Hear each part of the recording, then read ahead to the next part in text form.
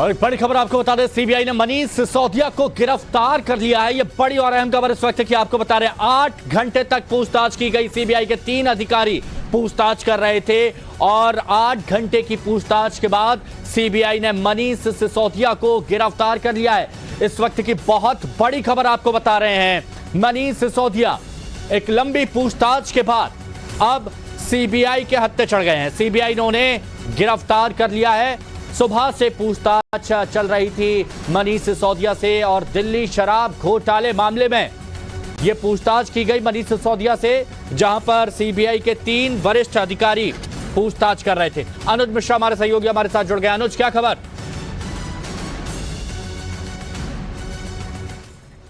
अनुज, क्या खबर है? मनीष सिसोदिया गिरफ्तार हो गए?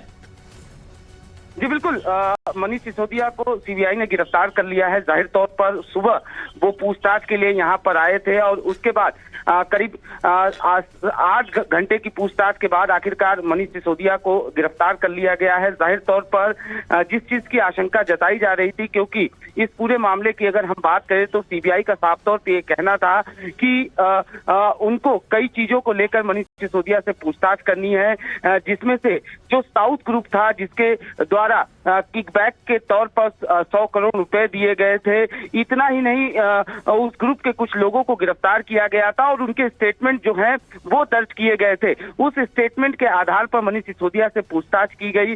जाहिर तौर पर उसके बाद सीबीआई ने मनीष सिसोदिया को गिरफ्तार कर लिया है। तो फिलहाल एक बड़ी खबर, जिस तरीके से लगातार आशंका जताई जा रही थी और खासतौर पर आम आदमी पार्टी की तरफ से आज सुबह से ही इस बात की आशंका जताई जा रही थी कि मनीष सिसोदिया को गिरफ्तार किया जा सकता है और आखिरकार जब पूछताछ के बाद मनीष सिसोदिया को गिरफ्तार कर लिया गया है। निश्चित तौर पर जिस तरीके से जो जीओएम था, यानी ग्रुप ऑफ मिनिस्टर, जिसमें मनीष सिसोदिया जो थे वो शामिल थे और ये बात सामने आ रही थी कि जो लीकर पॉलिसी को हरी झंडी दी गई थी इस ग्रुप ऑफ मिनिस्टर के जरिए, जिसमें कैलाश गहलोत, सत्येंद्र जैन और मनीष सिसोदिया शामिल थे। इसी महीने सीबीआई ने जेल जाकर बाकायदा पूछताछ किया था, सत्येंद्र जैन से पूछताछ किया था और निश्चित तौर पर उनके बयान भी दर्ज किए गए थे। तो इन्हीं बयानों के आधार पर मनीष सिसोदिया से पूछताछ की गई और उसके बाद आखिरकार मनीष सिसोदिया को सीबीआई ने गिरफ्तार कर लिया है। जी अनुज, आम आदमी पार्टी की तरफ से आज सुबह भी यह आशंका जताई जा रही थी कि मनीष सिसोदिया को गिरफ्तार कर लिया जाएगा। धारा 144 लागू होने के बावजूद वहां पर कई आम आदमी पार्टी के नेता थे जो प्रदर्शन कर रहे थे। अभी वहां क्या माहौल है, क्योंकि अब तो गिरफ्तारी हो गई?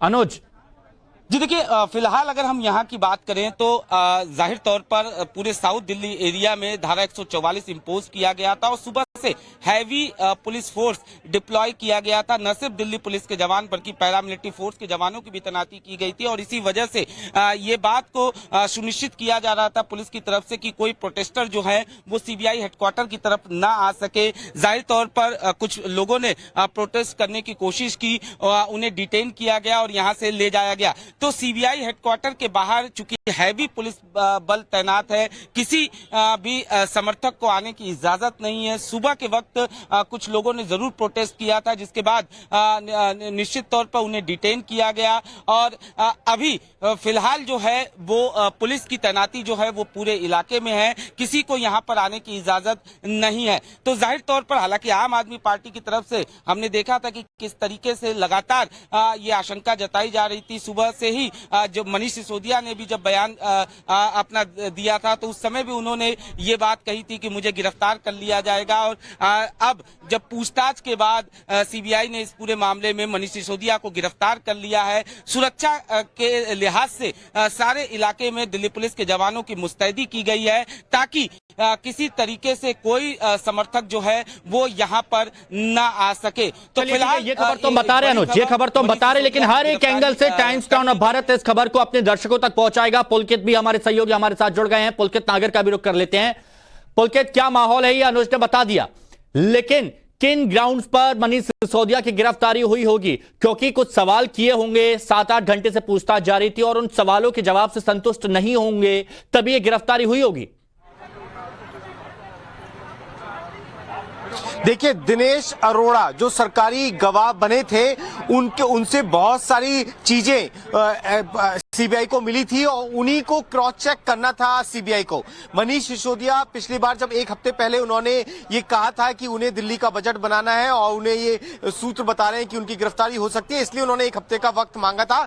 तो ये बात सही साबित हुई। सीबीआई ने अब जाकर काफी घंटे की पूछताछ के बाद उन्हें गिरफ्तार कर लिया। जो मेन चीजें हैं एक्साइज पॉलिसी को लेकर, पहले वो समझ लीजिए कि 144 करोड़ रुपए जो कोविड के दौरान दुकानदारों के छोड़े गए थे, उसे लेकर सवाल थे। 30 करोड़ रुपए जो एयरपोर्ट की में टेंडर दिया गया था, उसकी फीस वापस की गई थी, उसे लेकर सवाल थे। और इसके साथ ही 12% जो डीलर्स की का कमीशन बढ़ाया गया था, उसे लेकर सवाल थे कि 12% क्यों कर दिया गया, जो जबकि पहले 5% के करीब था। तो ये तमाम चीजें थी और ये भी आरोप लगाए गए थे कि इन 12% में से 6% कमीशन के तौर पर लिया गया, जिसका इस्तेमाल चुनावों में किया गया।